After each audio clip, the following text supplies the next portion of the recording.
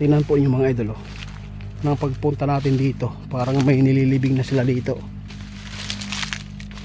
Oh. Mga idol, samahan nyo po ako ngayon dito. Pangatlo na po nating balik dito mga idol. Inutusan tayo ng ating kaibigan na si Linyo. Kasama po natin si Linyo dito. Yung dalawang punso pala dito mga idol, isa lang po ang nagmamayari. Masamang diwindi pala ito mga idol. Kaya nandito tayo kasi si kaibigan umuna na doon. Dito tayo ngayon sa area kung saan natin pinuntahan dito dahil po sa aswang. Pero iba pala ang sinabi ng ating kaibigan. Hindi pala aswang yung nag-atake dito, duwindi pala. Kaya ipagpatuloy po natin mga idol. Mga idol,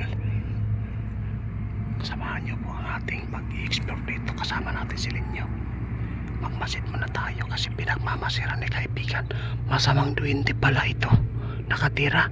Ang inatake pala dito na mag-ina, duwindi pala ang nag-atake. Yung aswang lang po daw sabi ng ating kaibigan.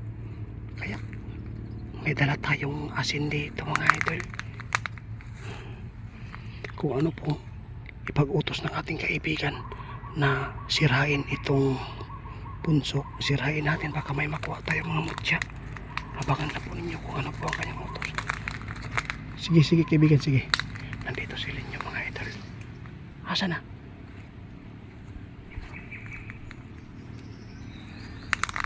Ha? Wala? Bakit? Mga idol, sabi ng ating kaibigan na si Linyo, nawala daw yung duwindi dito.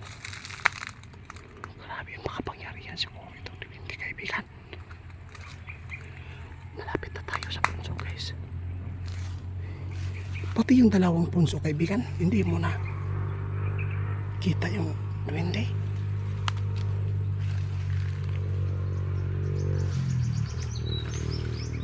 Mga ilang taon na po ba ito kaibigan? 100 years? Bata pa?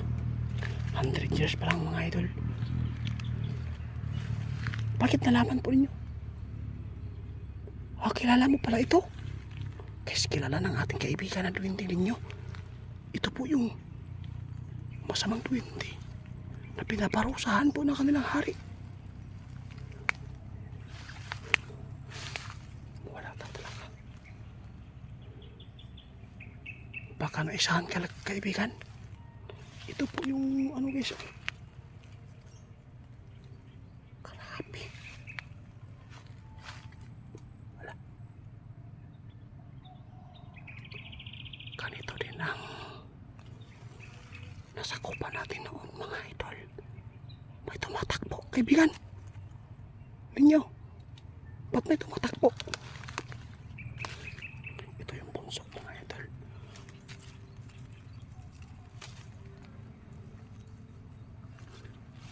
Nilagyan ko ng asin.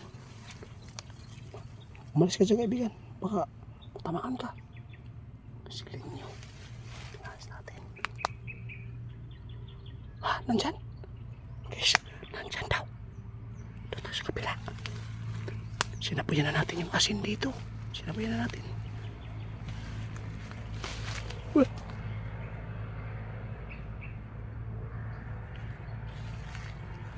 May tumakbo dito kaibigan.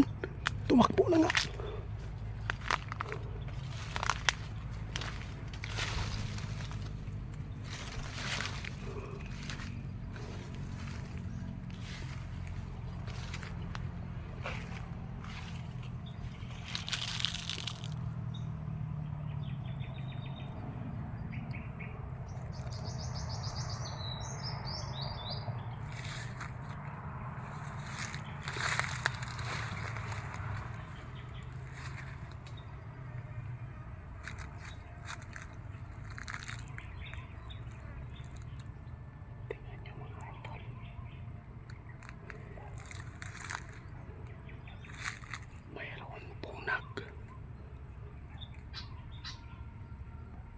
Mayroon po nag-aalaga pala dito mga idol.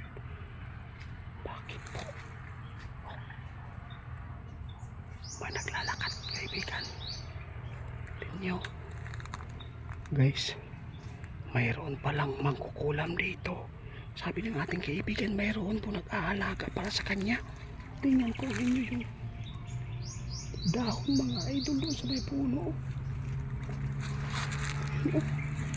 Ayun, kita po ba niyo yan mga idol? May nag-isti dito na tao. Binabantayan po nila yung dumindi dito. Kaya pala kaibigan, tama. Ang nag-atake pala dito mga idol, yung mag-ina dito, yung nag-aalaga sa duwinde. Tingnan po ninyo mga idol, hindi po nila ginalaw. Tingnan po ninyo, alam po nila ang pamamaraan kung kinuha nila ito ng duwinde. Kung hindi sumama si kaibigan, buti na lang ipinagsangguni natin. Tingnan po ninyo, hindi talaga ginalaw. May naglalakad.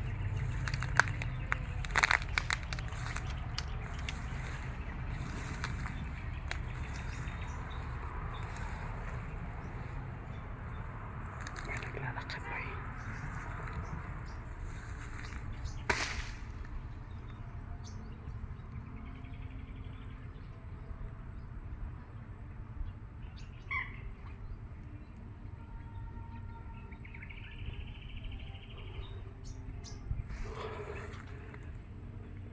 Guys,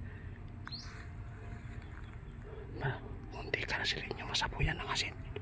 Tingnan nyo ang punso mga idol, wala na dito yung duwinde, tumakbo. Kung ano po ang ipapasya ni kaibigan dito, kung ipabungkal po sa atin ito para hindi tayo mapapahamak, siya lang po ang ating ano. Tingnan po inyo mga idol nang pagpunta natin dito, parang may nililibing na sila dito. Oh, may sako na. Tingnan nyo, may sako, nilagyan nilang sako.